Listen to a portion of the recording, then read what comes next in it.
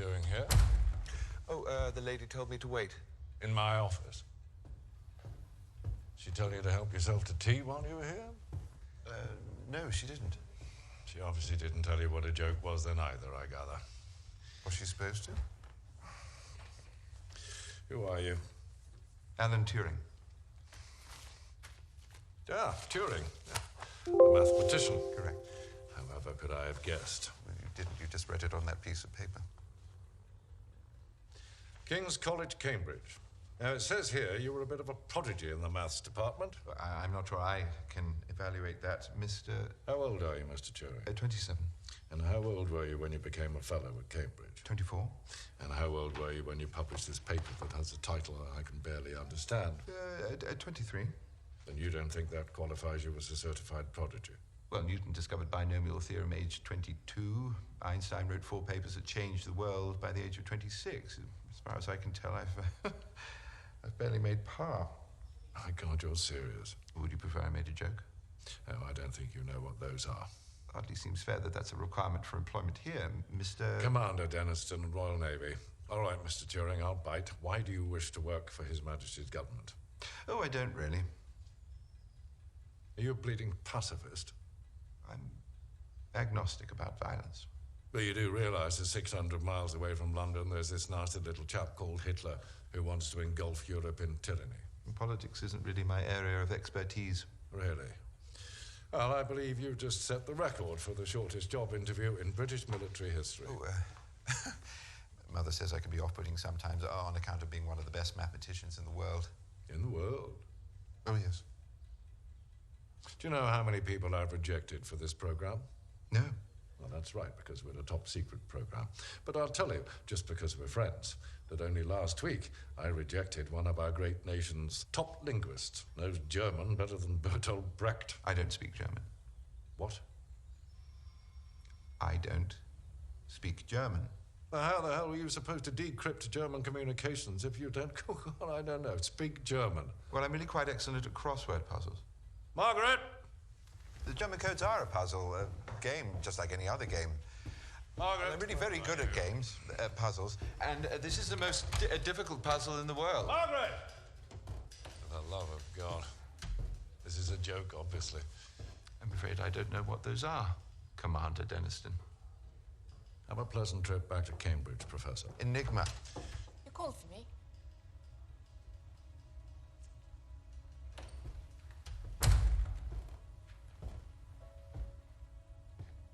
That's what you're doing here, the top secret program at Bletchley. You're trying to break the German Enigma machine. What makes you think that? It's the greatest encryption device in history, and the Germans use it for all major communications. If the Allies broke Enigma, well, it would turn into a very short war indeed. Of course, that's what you're working on. But you also haven't got anywhere with it. If you had, you wouldn't be hiring cryptographers out of university. You need me a lot more than I need you. I like solving problems, Commander. And Enigma is the most difficult problem in the world. No, Enigma isn't difficult, it's impossible. The Americans, the Russians, the French, the Germans, everyone thinks Enigma is unbreakable. Good. Let me try, and we'll know for sure, won't we? Welcome to Enigma. The details of every surprise attack, every secret convoy, and every U-boat in the bloody Atlantic go into that thing. And out comes gibberish. It's beautiful. It's the crooked hand of death itself. Our Wrens intercept thousands of radio messages a day. But to the lovely young ladies of the Women's Royal Navy, they're nonsense. It's only when you feed them back into Enigma that they make any sense. But we have an Enigma machine. Yes, Polish intelligence smuggled it out of Berlin. So what's the problem? Just put the intercepted messages back into the Enigma and you'll get It's the not original... that simple, is it? Just having an Enigma machine doesn't help you to decode the messages. Very good, Mr. Turing. To decode a message, you need to know the machine's settings. Now, the Germans switch settings every day promptly at midnight. We usually intercept our first message around 6 a.m., which gives you exactly 18 hours every day to crack the code before it changes and you start again. I wrote it. 10 plugboard cables. That's 1 million. 1,000 million. No, no, I've got it. It's million. Oh, it's in the millions, obviously. it's over 150 million possible settings. Very good. 159, if you want to be exact about it. 159 with 18 zeros behind it. Possibilities. Every single day. Gentlemen, meet Hugh Alexander. I personally selected him to run this unit. Didn't you? Mr. Alexander won Britain's national chess championship. Twice. You're not the only one who's good at games around here, Turing. Are we to work together then? I prefer to have my own office. You're a team and you will work as one. I don't have time to explain myself as I go along, and I'm afraid these men would only slow me down. If you can't play together, then I'm afraid we can't let you play at all. This is Stuart Mingus, MI6. There are only 5 divisions of military intelligence. There is no MI6. Exactly. That's the spirit. Mr. Turing, do you know how many British servicemen have died because of Enigma? No, I don't. 3. While we've been having this conversation. Oh, look, there's another. I rather hope he didn't have a family.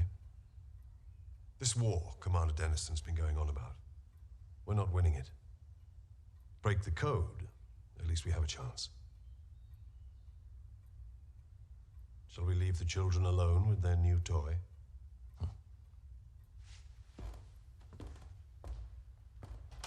All right, gentlemen. Let's play. The game was quite a simple one. Every single German message, every surprise attack, every bombing run, every imminent U-boat assault.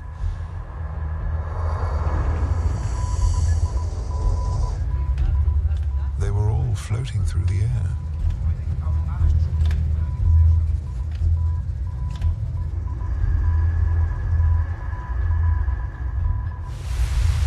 Radio signals that, well, any schoolboy with an AN kit could intercept.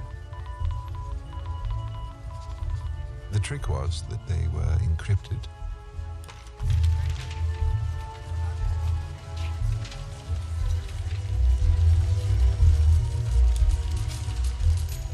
Uh, 159 million possible Enigma settings. All we had to do was try each one.